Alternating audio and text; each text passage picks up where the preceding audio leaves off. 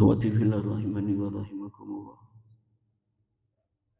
Usikum wa nafsi bi taqwallahi wa ta'atihi la'allakum tattaqun.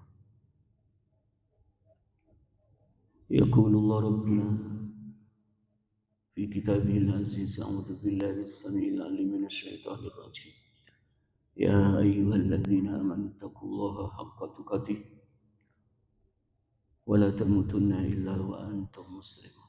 Fa inna asdaqal hadithi kitabullahi wa khairal hadi hadi nabiyyina Muhammadin sallallahu alaihi wasallam wa iyyakum wa muhdatsatil umur fa inna kulla muhdatsatin bid'ah wa kulla bid'atin dhalalah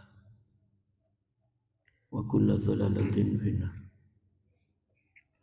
Allahumma 'allimna ma yanfa'una wanfa'na bima 'allamtana wa zidna ilman warzuqna fahman. Allahumma inna nas'aluka ilman nafi'a wa rizqan thayyiban wa amalan mutaqabbala. Amma ba'du, ikhwati fillah rahimani wa rahimakumullah.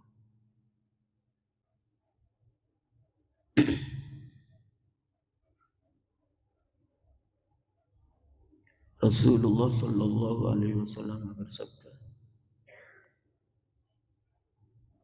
berkaitan dengan sifat hasud adalah pangkal permusuhan dalam kehidupan bermuamalah. La yazalun nasu bi khairin ma lam yatahasadu.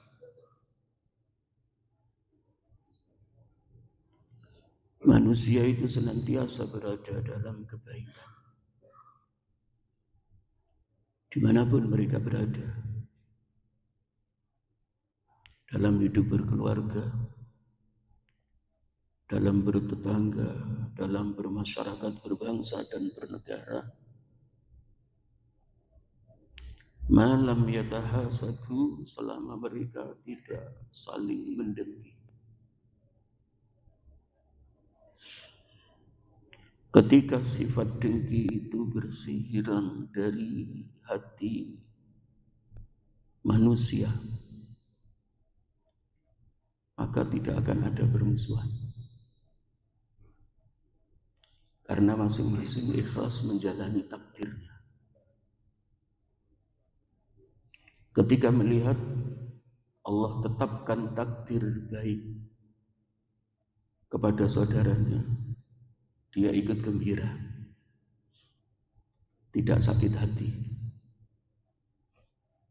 Maka tidak akan ada pertikaian, tidak akan ada permusuhan, bahkan saling membunuh. Sebagaimana hasudnya Qabil terhadap adik kandungnya sendiri. Hasud tingkat tinggi. Ketika sampai pada puncaknya, jangankan orang lain, saudara kandung sendiri dibunuh. Maka sifat hasud pertama kali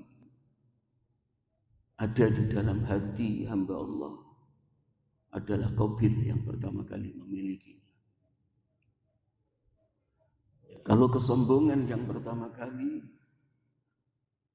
makhluk ciptaan Allah itu melakukannya adalah iblis.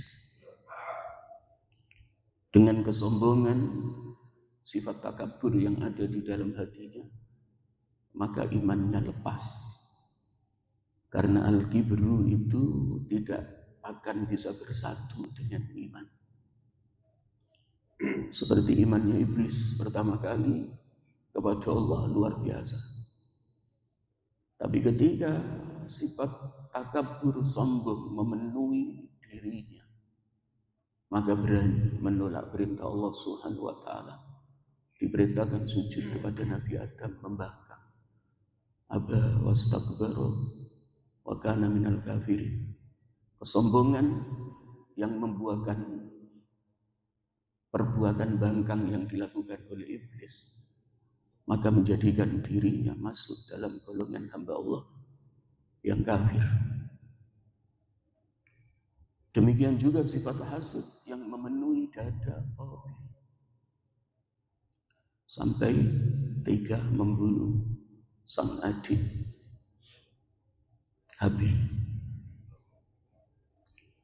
Termasuk dosa yang pertama di antara 3 dosa, al-hirsu, yang ada di dalam hatinya ayahanda Adam. Sudah dipersilakan menikmati seluruh nikmat surga, hanya satu syajarah yang tidak boleh didekati.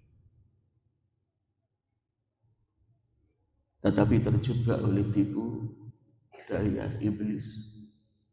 Iblis memberitahu seakan-akan yang disampaikan adalah benar kepada ayahanda Adam dan Bunda Hawa, bahwa pohon ini adalah pohon kekekalan.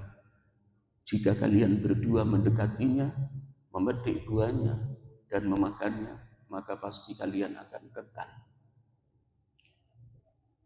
Sehingga ayahanda Adam alaihissalam lupa firman Allah yang melarang dirinya dan istrinya Bunda Hawa, wala taqrabu hadhihi syajarata fatakuna minadz zalimin.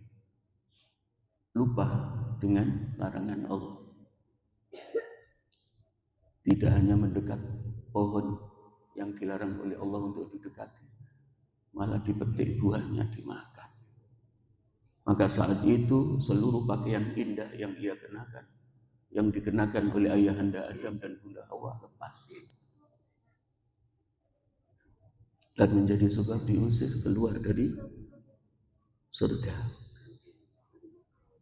Ikhwati fillah rahimani wa rahimakumullah, kembali kepada hadis Rasulullah SAW. Selama kita sebagai hamba Allah tidak ada hasud di dalam hati kita, maka tidak akan ada permusuhan. Hasud itu menjadi sebab adanya kebencian di dalam hati. Ketika sudah sampai puncak, maka apa? Mengharapkan orang yang dihasuti, yang didengki itu celaka. Dan hasud itu adalah menentang takdir Allah, takdir yang baik yang diberikan kepada hamba. Maka Al-Allamah Ibnu Utsaimin rahimahullah ta'ala dalam surah Riyadhus Shalihin jilid 6 halaman 248, al-hasadu fihi i'tirabun ala qada'illahi wa qadri. Hasud itu di dalamnya ada penentangan atas takdir yang Allah putuskan terhadap hamba. Li'annal hasida lam yarda anna Allah a'ta hadzal rajula malan au a'tahu ahlan au a'tahu ilman. Karena sesungguhnya orang yang hasud, orang yang dengki itu tidak ridho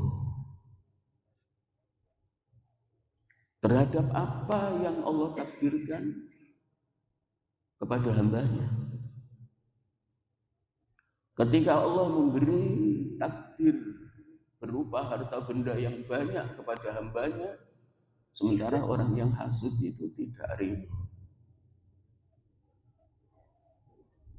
maka itu adalah sebuah pertentangan terhadap takdirnya Allah, penentangan terhadap takdirnya Allah. Atau saudara kita bertambah anggota keluarganya, mendapatkan seorang putra atau seorang putri, sementara dirinya belum punya anak, hasud. Kemudian mendoakan dengan doa yang tidak baik.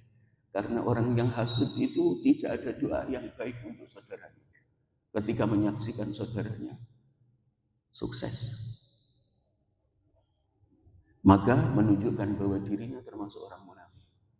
Karena al-munafiqu yahsad wal mu'minu yaghbit. Al-munafiqu yahsadu wal mu'minu yaghbitu. Yaghbatu. Orang munafik itu ciri-cirinya adalah memiliki sifat dengki di dalam hatinya. Orang mukmin itu memiliki sifat ghibthah. Sifat ghibthah itu sifat dengki yang bagus. Memiliki keinginan baik. Ketika melihat saudaranya diberi kesuksesan oleh Allah, dia ikut gembira. Ya Allah, Engkau telah memberi kesuksesan kepada saudaraku. Jadikan kesuksesannya semakin dekat denganmu ya Allah. Dan aku juga ingin ya Allah, Engkau memberi kesuksesan kepadaku. Itu sifat ghibthah. Bukan ketika melihat saudaranya diberi kesuksesan, tapi apa? Dia sakit hati, dengki. Terus mendoakan dengan doa yang buruk. Jadi seorang mukmin itu memiliki keinginan ketika melihat takdir baik diberikan kepada saudaranya. Ya Allah, saudaraku itu hafal Quran, ya Allah, hamba juga ingin ya Allah, seperti dia. Saudaraku, ya Allah, Engkau beri rezeki yang melimpah ruah, dia suka berinfak ya Allah. Maka dengan harta benda yang melimpah yang Kau berikan kepadanya, berkahi ya Allah, dan jadikan semakin dekat dengan hamba juga ingin ya Allah. Itu disebut sifat ghibthah. Mudah-mudahan yang memenuhi hati kita adalah sifat ghibthah. Allah buang sifat hasud di dalam hati kita. Barakallahu fikum wallahu a'lam bissawab. Aqulu qawli hadza wa astaghfirullahaladzim li wa lakum wa lisairil muslimin min kulli dhanbin innahu huwal ghafurur rahim. Subhanakallahumma wa bihamdika asyhadu an la ilaha illa anta astaghfiruka wa atubu ilaik. Wa akhiru da'wana alhamdulillahi rabbil alamin. Assalamualaikum warahmatullahi wabarakatuh.